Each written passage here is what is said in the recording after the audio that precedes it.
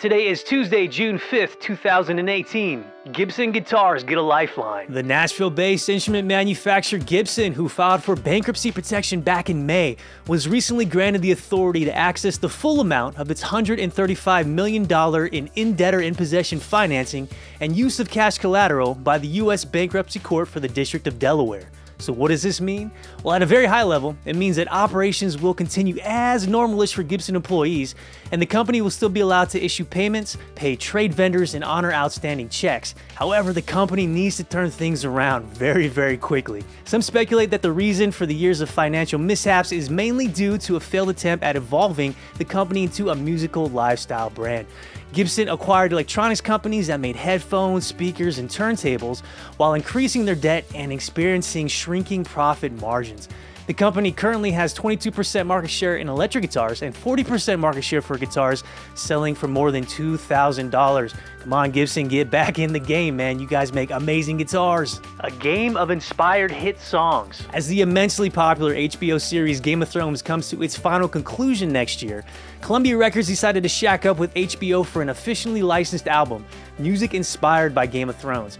Currently, the full track listing isn't available to the public quite yet, but a press release announcing the album said that it would feature songs inspired by the hit series and showcase artists from diverse musical genres. As most music fans who love and watch the show, this is pretty exciting stuff, considering that a handful of musicians such as Snow Patrol and Coldplay have guest appeared, as well as full band performances by the likes of Sigur Rós, Mastodon, and of Monsters of Men.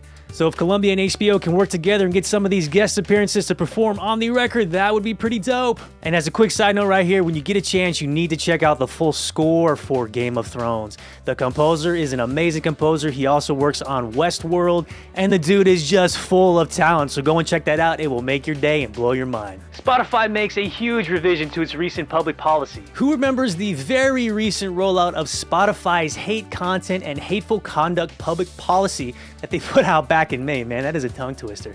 If you recall, the policy prompted the removal of a few popular artists, R. Kelly, from featured playlists due to allegations of serious misconduct in their personal lives. Well, Spotify recently announced that they were dropping this part of the new policy, but will still maintain its commitment to keep explicitly prejudicial content from its service, i.e. hate speech. This reversal comes on the heels of industry folks stating that this particular part of Spotify's new policy was a form of censorship and could amount to selective punishment of an artist. So I think that the big takeaway from this particular story is the huge amount of influence that Spotify playlists currently have on an artist's career. You know, forget the censorship, forget everything else about that story. That's all stuff's important, but I want you to focus here on the bigger picture. The service was not going to take these particular artists off the streaming service. They weren't going to take them off Spotify. They were going to take them off prominent playlists, and everybody went apeshit. Think about that for a second. Think about that for 1 second. Just a playlist and everyone goes crazy? I mean, come on. Spotify playlists are easily what I consider and what a lot of people consider the new radio, which can easily make or break a career. Pandora is now part of the family. Pandora recently rolled out its family plan priced at $14.99 a month. This allows them to join the ranks of Spotify and Apple Music, who both have family plans with the same price tag. If you're not familiar with what the plan is, it essentially allows up to 6 people at the same address to pay one bill. 6 people, $14.99 a month. It's a pretty goddamn good deal.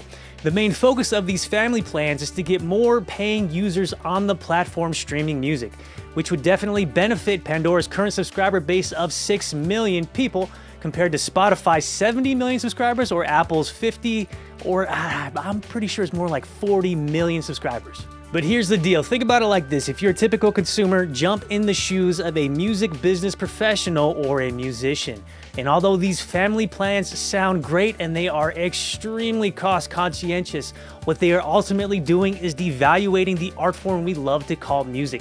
Spotify has even acknowledged that the launches of our family plan and our student plan have decreased premium ARPU, which means average revenue per subscriber. And how do you think people get paid from these services? I mean, I get it. Every company is concerned with the bottom line, which is why they put out deals like this. However, consider this. Consider this for a second. Once the music festival bubble pops and people start getting tired of paying $100+ to see their favorite artist live, where will the additional revenue come from to make up for people expecting to get music essentially for free? I guess only time and technology will tell.